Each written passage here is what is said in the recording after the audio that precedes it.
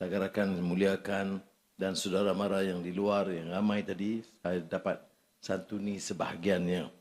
Terima kasih atas inisiatif ini dan kerjasama kerajaan negeri yang Datuk Seri Syarani Menteri Besar sampaikan salam. Dia ada tugas penting, saya kirim dia ke Air Kuning. Jadi dan rakan-rakan selain daripada kerajaan negeri, persekutuan, rakan-rakan di Tambun, Saudara Komeng yang membantu menyelenggarakan majlis yang permai pada malam ini. Malam ini seperti mana kita faham adalah sambutan Aidilfitri, semangat Aidilfitri, kerana kita diperingatkan bahawa Aidilfitri itu hanya satu hari, satu Syawal, tapi semangatnya muhaibah, silaturahim, mengingatkan semangat Ramadan, kelulusan ujian dalam madrasah tarbiyah Ramadan itu, dan kemudian memahami bahawa semangat fitrah itu maknanya mengangkat martabat kemanusiaan kembali sebagai apa yang diistilahkan sebagai the primordial man, maknanya fitrah ini, kebaikannya, kemurniannya, kemanusiaannya, rahmah dan ihsan dan kasih sayang. Dan kita, sebab itu saya lihat tadi ramai pengunjung dari pelbagai kaum, pelbagai agama. Ini keindahan yang kadang-kadang kita dari Malaysia ini anggap sebagai lazim dan biasa. Tetapi inilah kekuatan yang membina negara ini kerana kita pupuk semangat ini. Kita hadir dalam acara Hari Raya Cina, Deepavali, dan saya juga keamatan, gawai di Sabah Sarawak. Itu menunjukkan bahawa kita memuliakan, menghormati, lita'arafu tentang perbezaan. Dengan negara yang pelbagai kaum, pelbagai agama memang menghadapi ancaman besar. Bagaimana boleh kita santuni agar tidak menimbulkan ketegangan dan keseteruan. Perseteruan itu akan membawa kepada bencana. Jarang berlaku. Seperti mana kita lihat di Malaysia ini, negara yang boleh pupuk. Anak-anak muda mungkin tidak memahami sepenuhnya semangat dan roh kemerdekaan kita. Kerana hampir semua pemerhati politik, analisis dunia pada ketika itu, media antarabangsa, kalau lihat tahun 60-an, sejurus selepas kemerdekaan, ramai yang menganggap kemerdekaan Persekutuan Tanah Melayu dan kemudian Malaysia itu sangat rapuh. Rapuh kerana budaya yang berbeza, rapuh kerana sentimen kaum yang kuat, maka tidak dapat bertahan. Apalagi bila tercetusnya tragedi 13 Mei.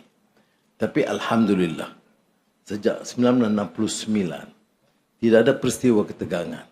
Dan ini yang menyebabkan negara ini sekarang terangkat martabatnya, harakatnya, darajatnya sebagai suatu negara yang kukuh.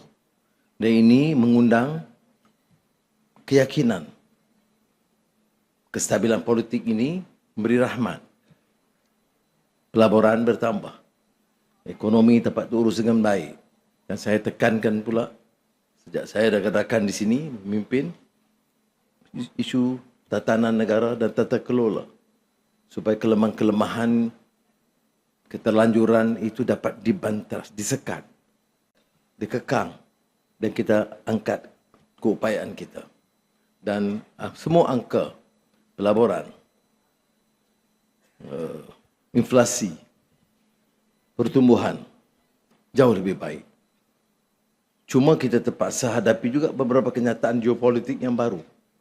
Bila Presiden Donald Trump, Amerika Syarikat, mengenakan secara unilateral, menolak gagasan multilateral, GATT, WTO, yang sebenarnya mengikat semua negara kepada beberapa peraturan dasar. Dan apakah ia memberi sedikit kesan? Ya.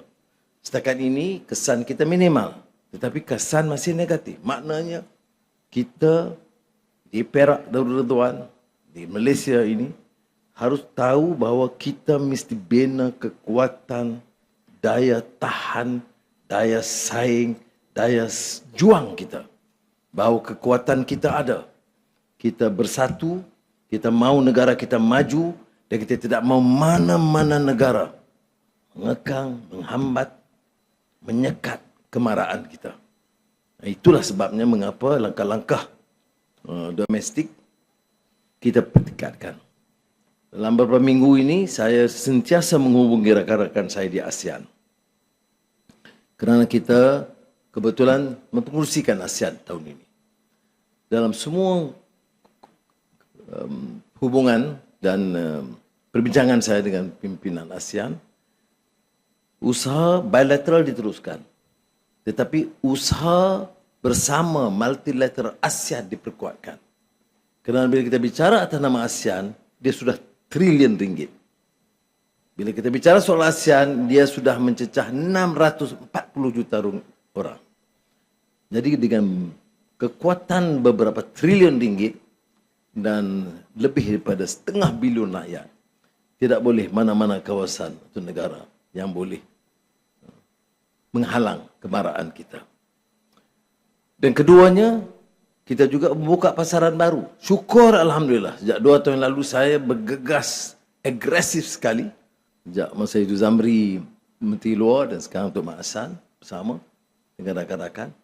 Itu buka ruang. Cari pasaran baru. Amerika, Eropah, India, China, Asia. Menerobos ke Brazil. Hubungan baik dengan Selatan Afrika. Kerana Brazil dan Selatan Afrika itu punya kekuatan ekonomi di kontinen benua masing-masing. Dan ini dapat melegakan sedikit. Umpamanya, pertumbuhan perdagangan termasuk ekspor kita ke Mesir yang agak kecil itu meningkat dalam 1 tahun 34%.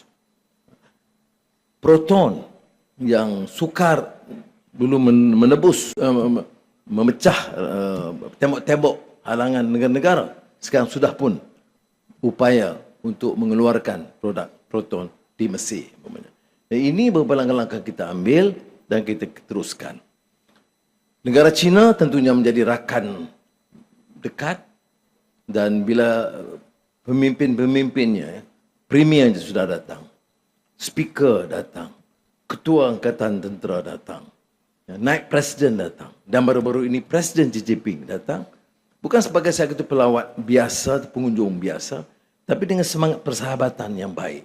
Dan ini bagi saya sangat penting hanya untuk menjamin keutuhan ekonomi kita. Bahawa tanggungjawab kita ini adalah menjaga kemaslahatan rakyat.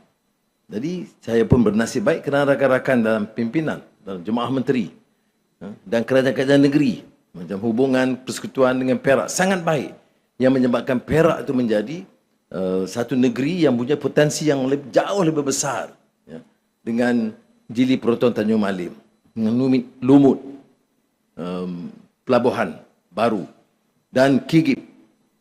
Ini KIGIP juga suatu high-tech, hijau, satu-satunya di Asia Tenggara. Dan kita minta dipesatkan ini lagi. Dan saya ucap terima kasih, Datuk SUK pun ada di sini.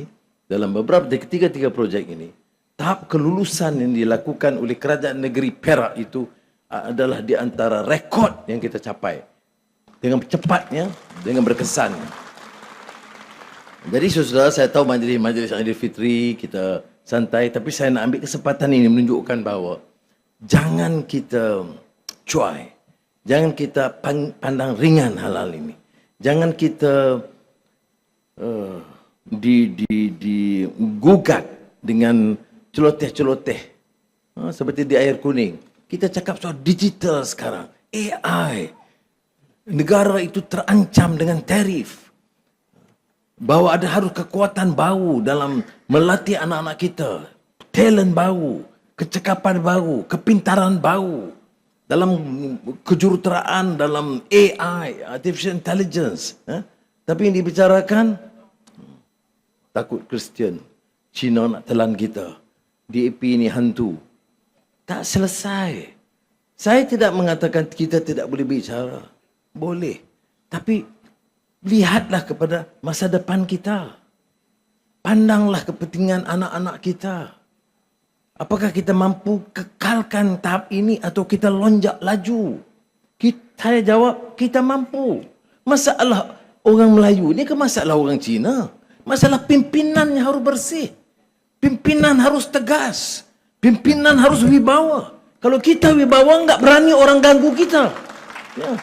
Tapi kalau kita tu lembab, mudah korup, mudah dibeli, mudah ugut, cemas mudah, itu tak perlu ada hantu. Memang kita akan tewas. Jadi sebab itu saya ambil satu pendekatan yang sangat realistik. Negara ini mesti stabil. Politik mesti kukuh. Dasar dan kerangka ekonomi dan pembangunan harus jelas. Dan penguat kuasanya, pelaksananya, dikatakan jentera pentadbiran harus super efficient. Kita mampu, saudara. Dan saya mewakili sudut pandangan, walaupun saya sudah tua sedikit. Tapi saya pandangan yang agak optimis. Kerana aspirasi, harapan saya tinggi, menggunung. Kerana saya benar-benar cinta kepada negara ini. Dan melihat anak-anak, melihatkan rakyat, kesusaran mereka, keupayaan mereka, saya yakin kita boleh angkat martabat semua kaum dan semua wilayah negara kita. Terima kasih. Maaf zahir batin. Wassalamualaikum warahmatullahi wabarakatuh.